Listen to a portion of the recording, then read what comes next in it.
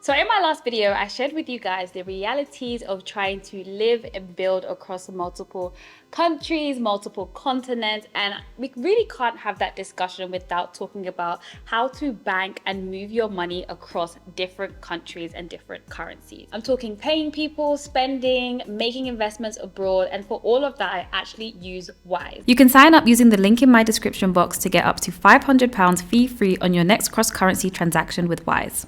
I actually came across Wise when I was still working in investment banking.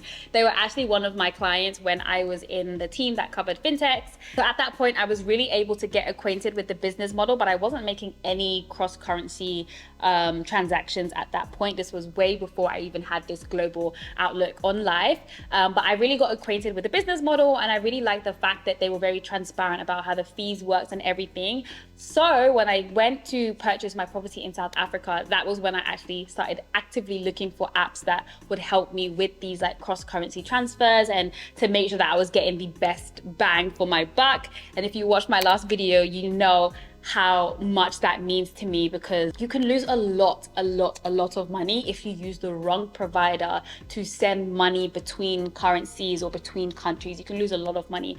So then when I was looking for a provider to use, that is when I first started using Wise, that you can see here, and I was really able to access a really good rate for the amount of money that I was sending. Again, when you're sending tens of thousands of pounds between different currencies, you really don't want to get it wrong, because that would have affected my profits, that would have affected my yield, that would have affected how long it would have taken me to be able to reach the amounts that I needed to. Basically, overall, it would have cost more. There's nothing more annoying than having a considerable amount of your hard-earned money going towards unnecessary fees. And I remember when my dad used to send me money from Canada, I would have to go in person to the transfer union, whichever one it was, and collect the money in cash, and then go to my bank and deposit the cash into my bank account. And I always remember he would say he sent a particular amount, but then what the amount that I received was actually a lot less. And that's what happens when you aren't able to access the best rates. But with Wise, it's actually really easy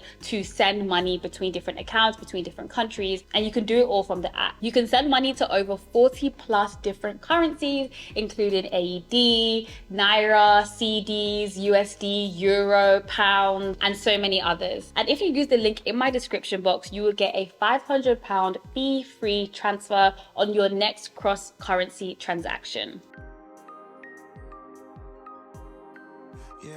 Okay, so I am back in South Africa now. I'm currently in the Eye of Africa checking out some real estate here, but I'm just gonna grab lunch first. And that is another thing to bear in mind.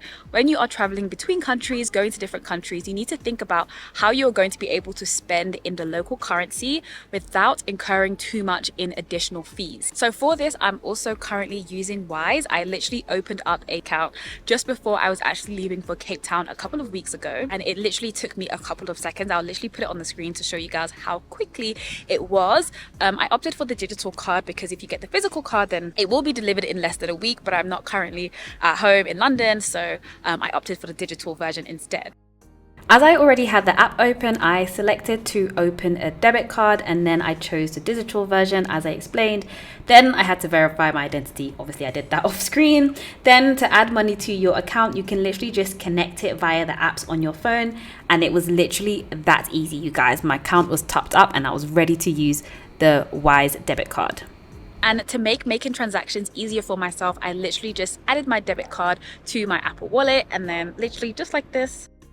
And now it is my default card for spending when I am abroad. Payments are made at the mid-market exchange rate, and also if you have a physical card, you will be able to withdraw cash locally without any additional charges. For those of you particularly who are thinking about relocating to another country, you can actually open up a debit card with Wise, and that will save you a lot of time and a lot of hassle, because usually, from my experience of moving to a new country, you're usually not able to receive your salary until you have a bank account in that currency. So Wise actually enables you to do that for a number of different countries. And as you know, moving to a different country is very expensive. And so you don't want to have to be waiting for your salary to be paid.